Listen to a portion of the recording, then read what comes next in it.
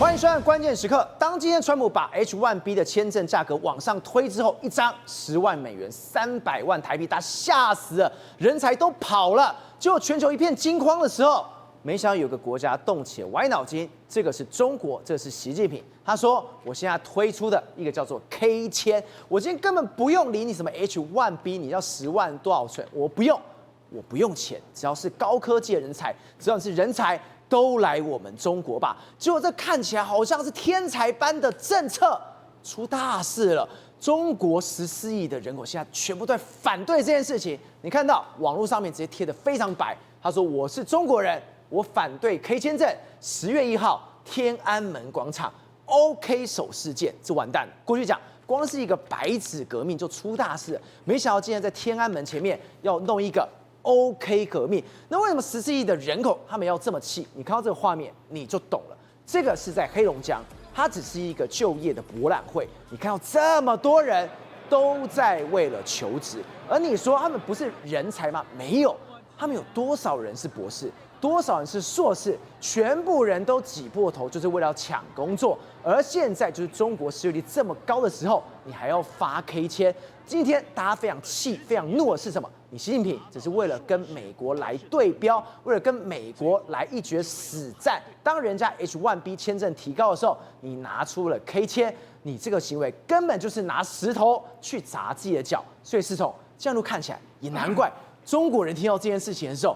我怒死了，要翻桌的。没错，事实上这个我们就讲 H1B 的这个签证呢，可能会对某些人才阻碍到这个美国去，所以中国就说，你不爱你人才，我要人才，都来我这。对，所以他就说我们要推一个 K 字签证，跟美国抢人才这样一个状况。好，看起来的话好像就是川普有什么招我就用什么招，好像是中美在对抗那个吸收人才嘛。但没想到他这个 K 字签证一出来之后呢，K 可能会 KO 共产党啊！为什么这样讲？我们看他事实上马上就有人发起，我是中国人，我反对 K 签证。10月1号，天安门广场 OK 手事件，我就说这个 OK 手势出来了，搞不好真的会 KO 共产党。为什么？现在他们 OK 变 KO？ 对他们现在很担心什么？你看他们说 K 签来袭，印度人狂喜。因为那是 H1B 不是让很多印度人没办法去美国了吗？对，他们现在很担心说这些印度人会转战到中国来啊，所以他们就说，我们呢未来会不会有更多的印度阿三啊来到我们中国工作？所以我们就讲，就引爆了整个中国民众的这个怒火。好，那说到底，那为什么中国民众会怒呢？照我们看到这个景象，这景象你可以看到这是什么？你以为这是过年啊，或者说像这个在这个所谓上海大街上面的这个照片？没有，它是在黑龙江大学。那黑龙江大学要干什么呢？他们实际上这是一个就业博览会。对，那就把呢，他们这入口的地方人山人海啊，吓死了！这排到什么时候？你知道一共有多少人参加这个职业博览会吗？一共有11多万人。那11多万人，他们争取多少？他们争取9000多个工作机会，而且这9000多个工作机会，我有没有听错？11万人争取9000个，而且这9000个工作很多都是业务哦，很多是行政哦，都是2、3千块、3、4千块的这个工作。真正好的工作来说的话，真的你要挤，为什么要大家挤到那个地方？照我跟你讲，你光是要挤到那个博览会，他们那个就业的窗口去递给他们这个所谓这个我的履历都很难啊。你说我要抢，这是我的，对，这是我的，先拿我的。大家在那边抢，所以你一定为什么大家那么早去？要很早去，先丢，你要这是一个生死战你要丢到那个摊位都很难。那为什么中国会这个气爆？你看他们这个 K 签证要10月1号就实施嘛，所以你10月1号实施 K 签证，我就是 OK 你这样一个状况。他们 K 签证是面向所谓的 STEM， 就是科学、技术、工程还有数学的科系，外国年轻人的这个签证。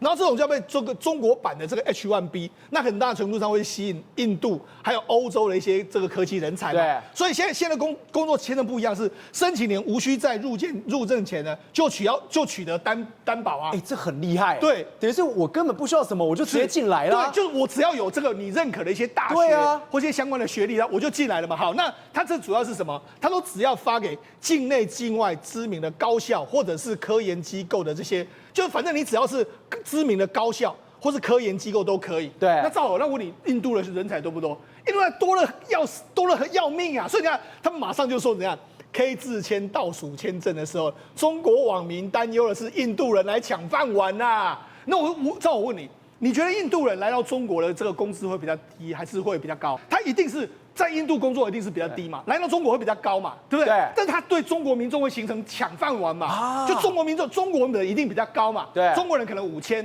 那印度人来说就3000，但问题是我这个印度人才，我留在印度的时候搞不好只有2000、1000，所以他当然他愿意来这个中国啊，他一定会愿意来。那来的时候会对谁造成压力？中国造成压力，所以为什么中国人会那么害怕？那你知道印度人怎么说吗？印度人很开心呢。照我讲，这个他们现在叫做甲亢节哈，他们家这个是印度的一个主播啦哈，印度主播甲亢节，他讲到这个很开心呢。那讲到这个，他说：“哎，中国要开放的 K 签证，那什么叫 K 签证呢？它其实就是一个中国版的这个要引用我们相关的人才的这个状况。所以呢，这个什么科技啦、工程啦、数学啦，还有这个包括说像这个技术的人才啊，然后讲得很开心，说你看我们这种 K 签证要获得批准之后，我们印度人就可以到那边工作了。所以中国人看到这一段的时候。”天哪，真的在印度的新闻上面播了。对啊，所以你印度是玩真的，当然了，到时候真的10月1号，就大举入侵中国了。当然了，所以你知道，事实上这个印度这样抛，你也试想嘛，印度人一定会想到中国来，他的薪水比印度高嘛。对。但问题是你来了之后，会对中国这个工作界形成一个压力嘛。所以你看。这是什么？他们印度人呢？他在播这个影片说什么？因为印度人就很开心啊！你看印度人那边唱歌跳舞啊，是中国人播的。他说印度人就是这个样子。对，以后如果印度人来我们中国，我们中国就变成这个样子。对，就说会不会变成还没有来之前先抹黑了？对，我们的广场舞变成是印度的这个宝莱坞舞这样一个感觉嘛，所以呢，他们就不能接受。可是问题是，这有没有可能变成事实？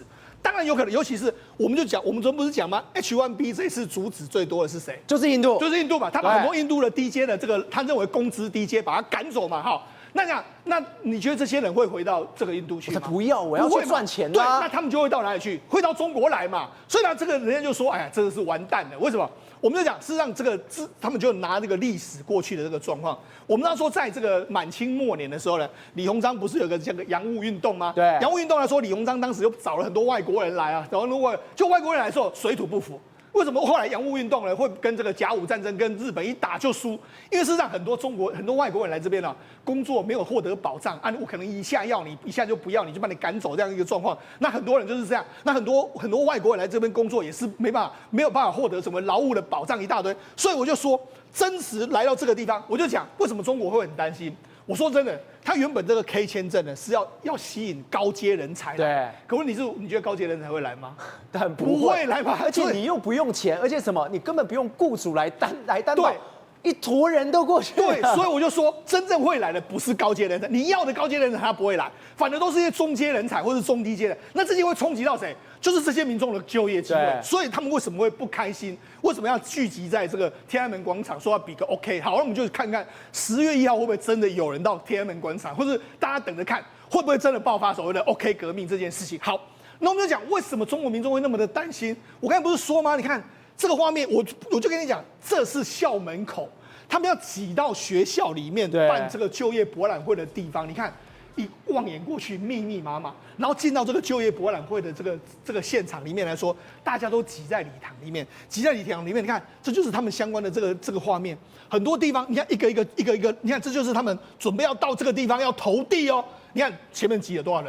对，我要先挤过这些人，投递下去，我才能够算是跟你，我履历要交到你公司才算吧？那你要排多久？所以为什么他们有些人就说他们一早就去了？那你知道这多夸张吗？你看。他说这个是9月15号，对，然后一共提供了大概是9676个工作机会，然后应聘有11万多人。他说从馆内一直蜿蜒到几公里外的地铁站的路口，真的假的？对，那然后他说其中一半超过都是有硕博士。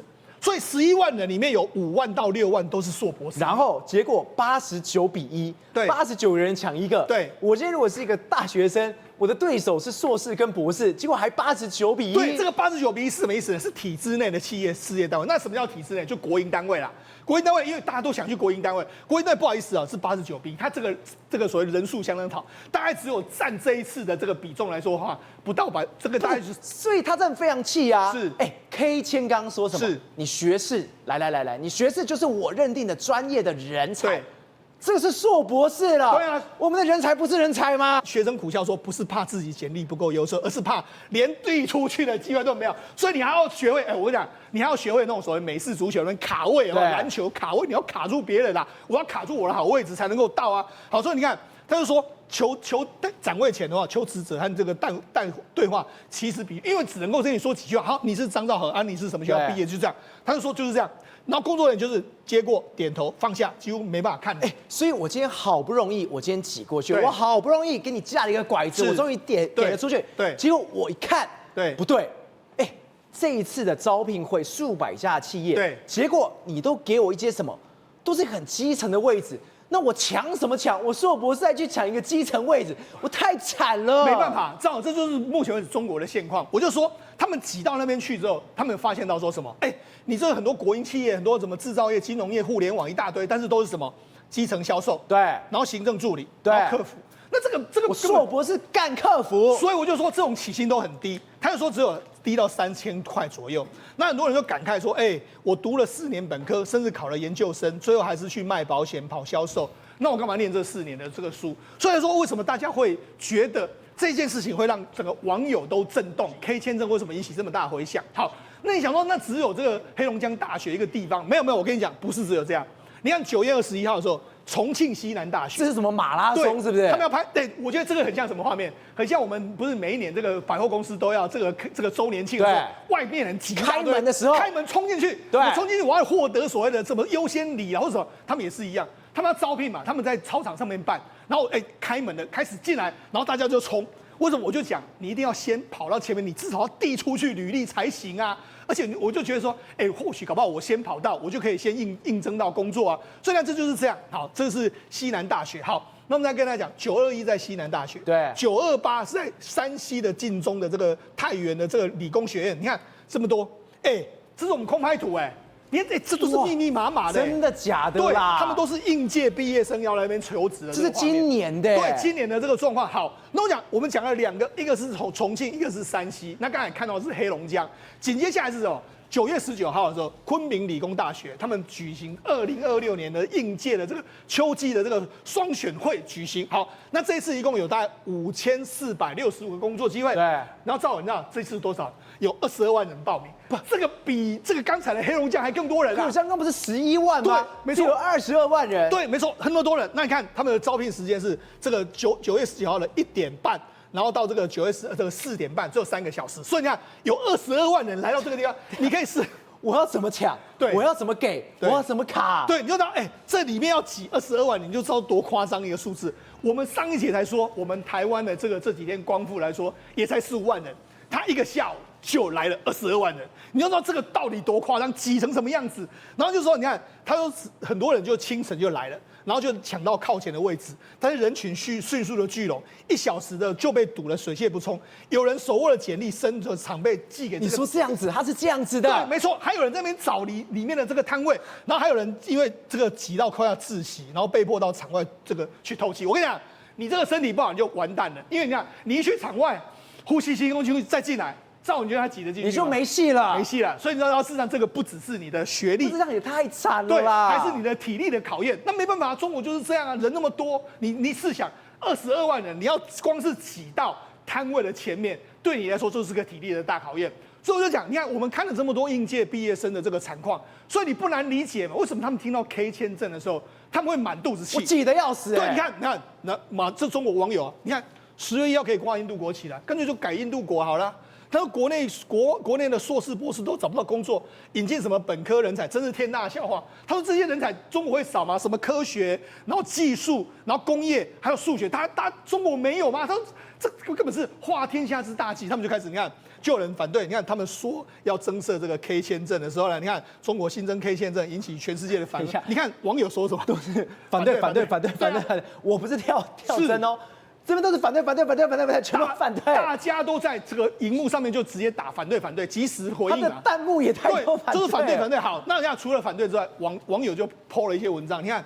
这个 K 签证，然后印度偷家，印度会不会来偷我们的家？他说 K 签证是否存在印度偷家的可能性？对啊 ，K 字签证存在乱搞，我严重抗议。对，你看什么印度人狂喜，对，然后印度人就是一些会增长的炫，你看还有人骂印度，对，然后 K 签证来了，谁还敢躺平？国外鲶鱼下躺的话，本土青年能够慌不慌？对啊，因为他们的确鲶鱼，因为他们的薪水比你更低，而且学历不会比你差，对，当然就完蛋。那你看 K 签证为什么引发争议？你看大家都说起来吧，不愿意做奴隶的人民，然后千古罪人。然后我千古罪人，对啊骂习近平对啊，了。嫌国内大学生就业太简单是吧？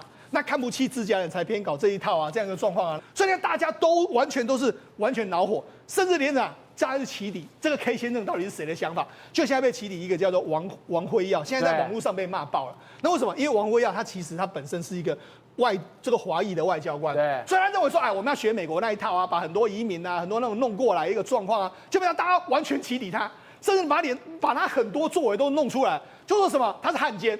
那还有说他自己说。他现在被骂汉奸，对，当然了，太惨了吧？为什么？他就说，因为你这样的话，等于是你要鼓励外国人来掏空我们中国。对。那另外还说什么？他还要跟以色列写了一本书啊，就是以色列股这样一个状况啊。所以就是说什么？这是什么？你看，你还跟以色列，现在中国不是就不挺以色列？那你跟以色列站在一起，那你就汉奸嘛。所以呢，他已经被骂成这样，甚至连这个胡锡进也出来说，万万不可行啊，不要这个样子这样一个状况。所以呢，事实上现在中国有非常非常多的人在抗议。好。那我们就讲，为什么这个 K 签证没办法吸引到真正有资格、有好的人才来？照我跟你讲，因为现在中美都在做一个坚壁清野。对，你是在中国念的书，你觉得美国会用你吗？那你在美国念的书，中国会用你吗？不要，不会。所以双方都是这样剑拔弩张。譬如说有一个在中国的这个工作的一个连先生，他说我在美国留学3年，那就读过这个统计学，取得硕士。然后曾在华尔街工作，梦想，但是没办法，他现在回去了。回去之后，在中国找工作，丢了70多%履历，没有人要。为什么？因为格力的这个电器的董事长董明珠就说过一句话：因为海归派里面有间谍。假设你在华为工作，你现在有可能会到美国的 Google 去工作吗？不可能。对，所以才说现在世界上被迫，因为他们这个签证。你要么就是 H1B 留在美国，对，要么就是 K 签证留在中国，对。那你觉得真正好的人才他会选哪一个？那当然是 H1B 啊。所以我就说，你中国用这一套，你要吸引人才的话，吸引不过来嘛。那反而你会吸引到谁？没办法 H1B 的嘞，你就到 K 签证嘛。对。所以等于中国是吸了2等人才。那吸了2等人才，他会排挤到谁的工作？排挤到一般广泛性的工作嘛。如果你是真的是顶尖人才，中国也没几个，那当然不会排挤。问题是你进来的都是 K 签证，你又没有这个相关的名额限制的时候，当然会造成中国就业的这个排挤。所以为什么中国10月1号很多年轻人说我要 OK， 我要 KO 你？我觉得这是其来有自的一个状况。宇轩，我刚刚谈 OK 革命，如果真的这样子下去，天安门这样下去，真的会出大事。现在习近平快疯了，快疯的是什么？还有他们最引以为傲的汽车业，我从来没有想到一件事情哦，他们的汽车业是怎么样？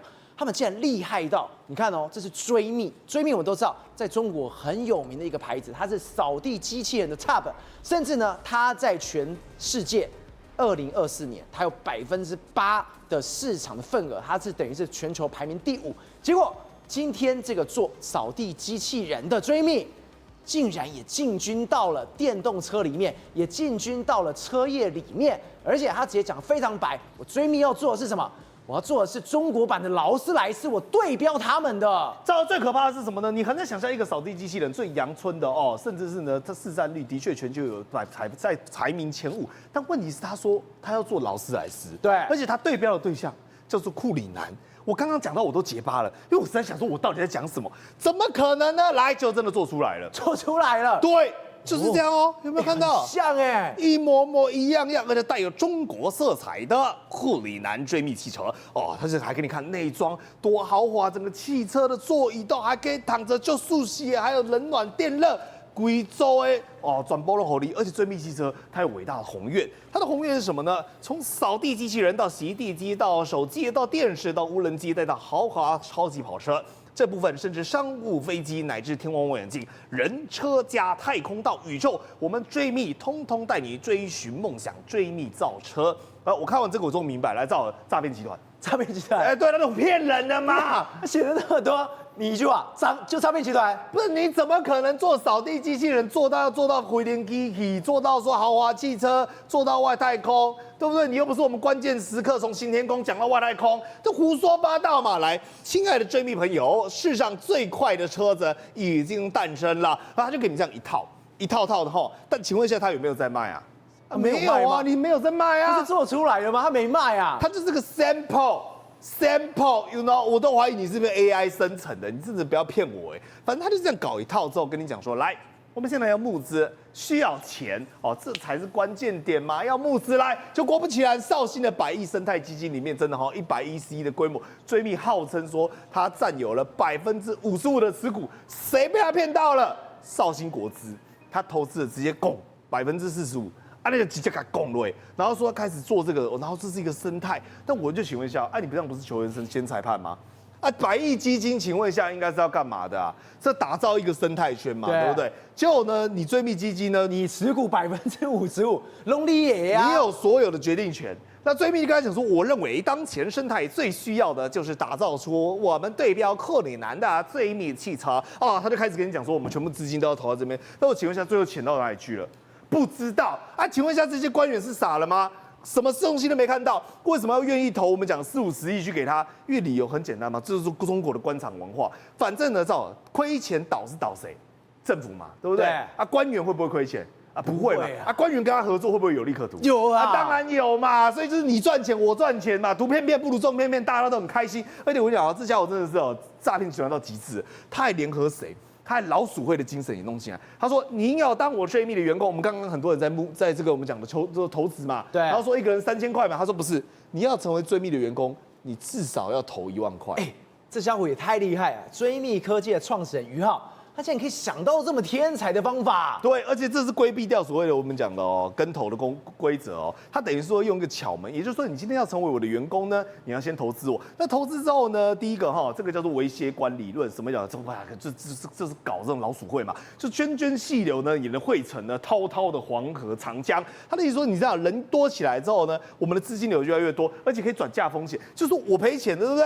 我于浩赔钱，对不对？但没关系，员工比我还更挡在前面，要赔你们先赔，而且呢要做事你们先做事。所以如果说有哪一个项目赔钱哪一个项目不好的话呢，有种就去给我离职看看。因为离职的话呢，不好意思，你的全部都血本无归，你创投的钱我全部都把它没收。所以我看完之后，哇，好一个完美的吸金方案。更扯的是什么？其实先前就有案例了。对，这个人叫谁？叫恒驰。然后恒驰他打造一个我们讲非常广大、非常漂亮的园区，但现在这个园区金玉其外，败絮其中。哇，很美很大当你只要踏到里面，你会发现一片废墟，全部呢像是毛坯屋一样，因为这个东西花了1600亿打造。对，我再讲是花了1600亿打造，变成这样子。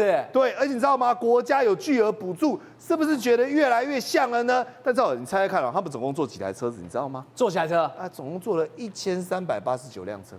所以一台车1600亿人民币，对，只做了1389辆车。对，所以我跟你讲，这是绝对是顶级超跑，因为它一辆车平均大概要花你1亿多人民币，世界上没有这么贵的车子，太了不起了。而且呢，中间呢，唯一我们可以看到的因为现在已经都没有它生产车子了，只剩下这台车叫做园林绿化这台车全部都生锈了都丢在里面。烂得透顶，而且呢还有别的案例你不要以为只有这一家刚刚讲恒驰对不对？哪吒汽车也是，他最近宣布说我有1631个债权人。为什么说你债权人好多你怎么到处欠钱总金额260亿人民币，欠了260亿。对啊，所以你想想看它这个也是一样的状况。等于就是说，中国现在的汽车卖车不行但是框资金，也就是说，我把车子丢出来之后，我大量跟你吸金，反正之后会变得怎么样，我不知道。所以他根本就吸金完之后爆雷，他等于是怎么把大家的钱骗来之后，甚至把政府的钱他也骗来了，骗来之后，哈哈，我赚了我就走了，走了之后那个地方就烂掉，大家就一起死了。对，就车商赚饱饱然后呢，这个政府官员的口袋也赚饱饱然后呢，亏空的反正都亏我们讲的假进户尾啦。阿维塔也是一个案例，比如说之前是长安汽车、华为、宁德时代3方共同打造，对不对？但各位，我数字不用跟你看太多，我直接跟你讲内容就好了它就是融资了大概300亿，就是跟人家借了300亿，吸金300亿。但是呢，我们讲了，整天都一直在赔钱，比如说3年就赔了100亿。所以你想想看，这种东西怎么能有搞头嘛？他们就是画一个饼，画一个大梦，跟你讲说电动车是未来的市场，电动车很发达。那骗完钱之后，你要有去处你知道他骗完钱之后去哪里吗？去哪里？又跑到美国去了。跑到美国去？中国人内心里都有一个美国人的 DNA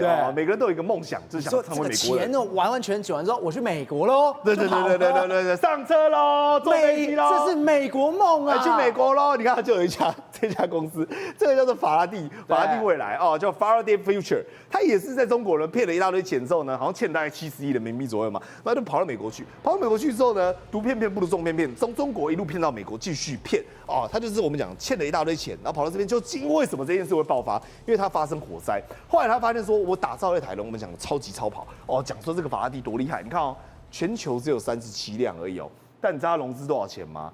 刚刚那个哦跟中国有得比，但是这个还更强，50亿，刚刚我们讲人民币对不对？它是美金。50亿美金呢？对，所以你想想看，它一台车这样造价要多少钱啊？30-50亿台币，你吓死人哦！来，然后呢开始包括许家印呢投，然后呢美国申请破产之后呢，还要再继续投。换言之，他从头到尾其实只做了37台车，但是呢，他融资，然后呢是投资，然后再破产，然后再融资，再投资，所以呢，他的融资能力，他们讲说哇，那你吸金能力有够强这没在开玩笑，你前面已经出那么多事情了。2025年7月哦，就今年7月，还有融到1.05亿美元。对，你到底是来卖车坐车，还是你是来融资的？他来借钱的，所以你看哦，14年37台。18年在我们讲拿到一堆钱，19年呢你刚融资完就给我破产，后来呢再改一个说法说中国技术美国研发中东，后来呢2025年呢是再继续融资，那最后面呢他做出来的车就是你看到的哦，你如果投资它，你就会跟这台车一样，都烧了，进入火葬场，好不好？一时投资一时爽，最后你的车火葬场，所以想想看。在你呢，这对于中国这些我们讲伟大的愿景之前，仔细再听，想一想，他到底是真的想要超英赶美，还是只是要你手上的人民币？辉正，我们刚刚讲，现在对于习近平来说压力非常的大，因为你要对标美国，我把你 K 签拿出来，结果我们刚刚讲 OK， 你今天敢发的话，我就把你 KO 掉了。对，而现在什么根本不用什么的 OK 革命，因为在昆明早就出现什么夜市革命，你看到这个画面哦。好端端的夜市哦，非常非常美，有没有？人非常非常多，结果下一秒，哇，噼里啪啦的打成一团了。是，大家心里想说奇怪了，这之前不是说，夜市经济发展的挺好，怎么现在棍棒齐飞，连红椅子啊、一堆椅子啊、桌椅全部都被打来打去，造成了你知道吗？光是去救护的人超过120个人，对，所以呢，受伤人肯定哦，应该也是超过100人。这很凶这直接丢的。对，到底发生什么事？而且你知道这一场冲突啊，是摊贩跟城管还有警察所爆发的一种冲突，长达6小时哦。所以目击者说啊，哇塞，那个整个是锅碗瓢盆哦，板凳椅子满天飞啊，连面都丢出去了。对，然后呢，很多我跟你讲，那个人受伤对不对？你的餐车、你的摊位全部都被没收了。那到底这整起事件是怎么发生的？原来哦，就是这城管以所谓的整改之名哦，然后呢就告诉这些原本已经在这边的数百个摊位啊，就说，你们这些旧摊位哦，我跟你讲哦，没有哦，我们现在游戏规则改了，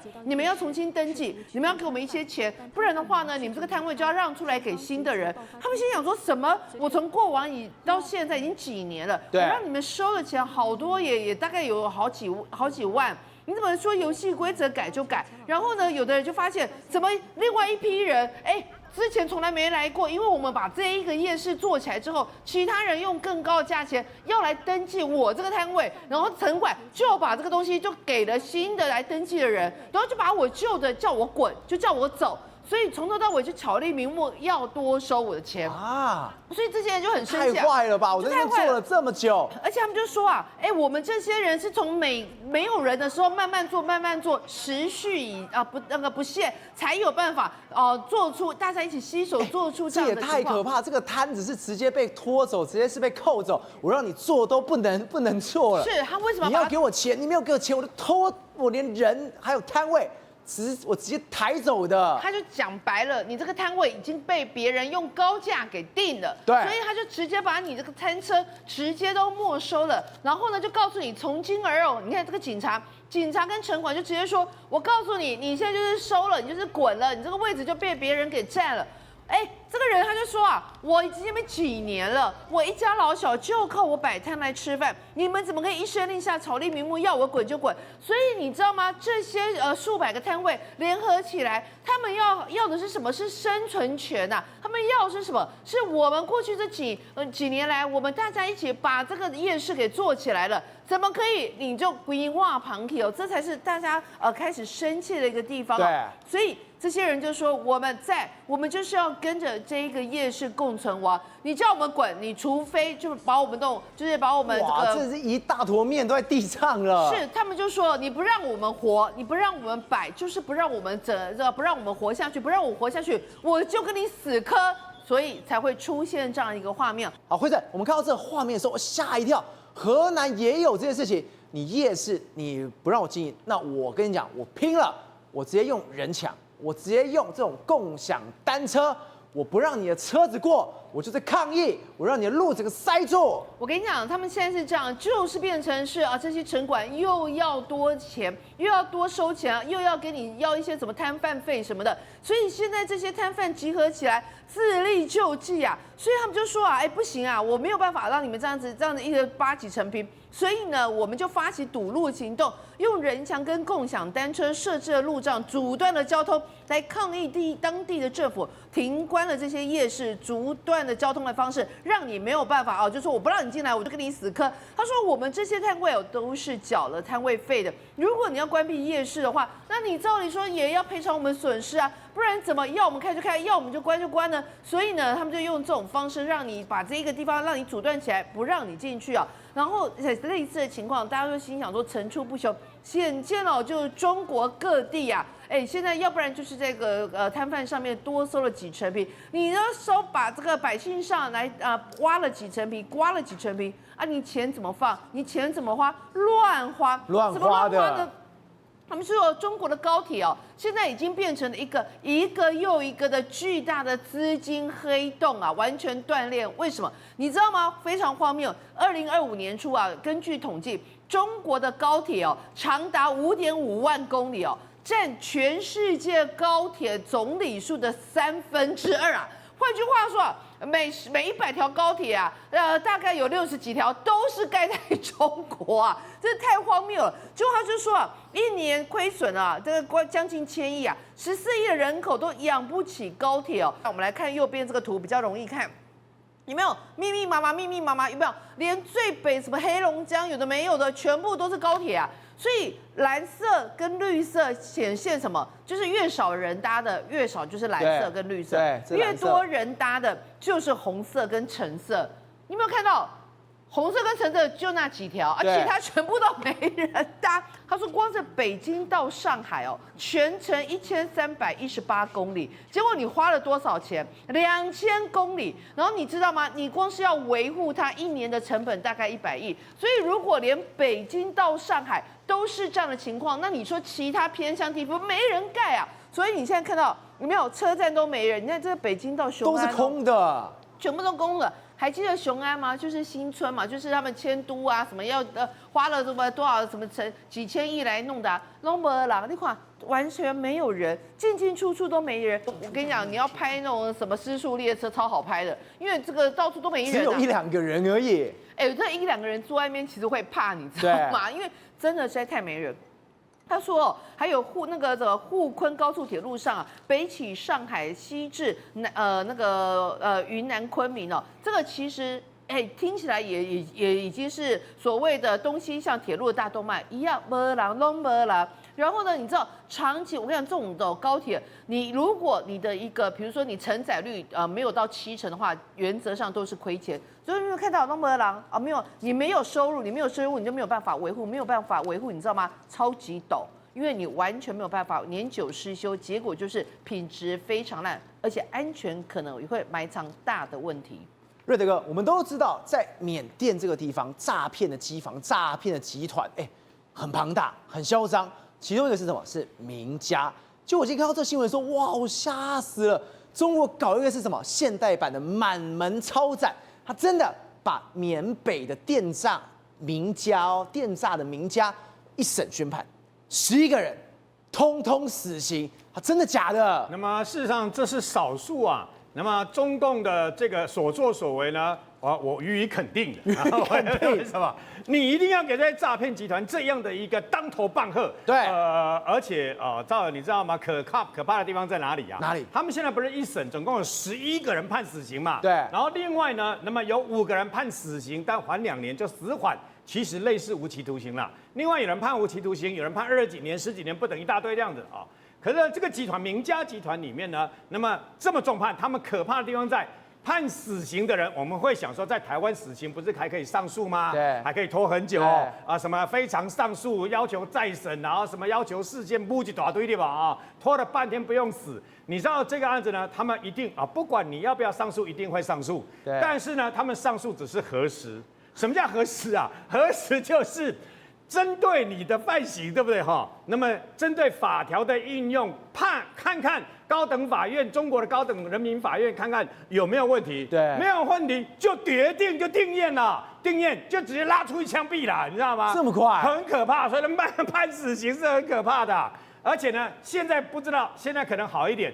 以前判决死刑的时候还公开，因为中国很大嘛。就公开拉到清朝的时候不是在菜市口这个砍人筷子的时候砍人头嘛？对。那么他们之前还是公开在这个找一个地方枪毙给人看的。现在我不知道有没有好一点。对。枪毙给人看就算了，还跟你要那个子弹的那个费用啊！你要枪决你的子弹的费用是国家支付，凭什么让人民支付啊？那么为什么名家会判那么重？其中有个最可恶的人叫做明珍珍，她是那女人啊？为什么呢？她是这个名家里面呢年纪最轻的孙子辈。那么名家的首脑呢？事实上呢，这个首脑叫做明学昌。对，明学昌其实在2023年以前，他们横行在缅北，尤其是果敢地区啊，他们横行不法。然后，所以这一位就是明珍珍。没错，你看他年纪很轻，对不对？他手法最凶狠，真的假的？他看起来很无害。没错，他手法最凶残，而且现在是落网的时候，之前是贵妇啊。之前摇身一变是富家千金，是贵妇小姐。为什么？在她落网前的2个月，还举办了一个果敢警察地区果敢警察营的中秋节晚会。对。然后呢，还颁奖给这个等于说警察，果敢的警察就像他们家养的，以名家为主。这个所谓的明学昌呢，他是爷爷，所以以他为主，他的儿子、女婿、女儿，然后后来包括孙女这些。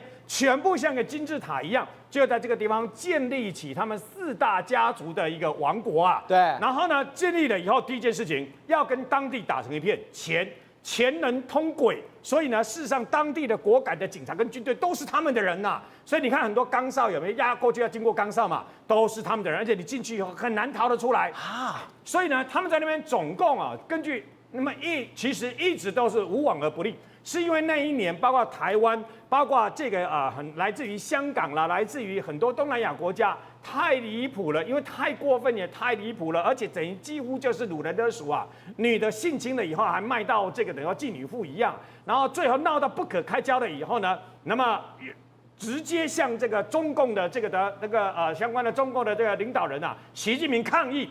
所以习近平大怒，就直接找来了这个缅甸。缅甸事实上呢，那么很难跟他沟通，但是只有习近平因为他们跟他们关系非常好。那么习近平跟他唠狠话，然后再加上一些包括泰国的，包括这些大家都非常不爽等。后来他们决定抓，你知道不抓则已，总共抓了前后抓多少人？55000个人，55000个人全部押送回中国去。对这一点我比较赞成。然后这一点我比较赞成，为什么？因为他们罪很重。所以押回去了以后呢，结果就开始把这些名家的人全部一网打尽。这个明学昌在第一时间就自己就这个等于说寻短了，所以后来把明珍珍的龟头拉裤全部都抓回去。这个明珍珍年纪最轻，然后呢包装贵妇，但手段最凶残，对这些所谓的人质漏票最无情无义，所以现在被判死刑。我才说，那么这个是中国共产党少数让我肯定的事情之一。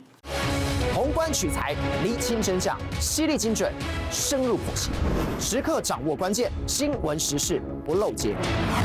老时段，新气象，我是钟浩和，关键时刻2.0全新出击。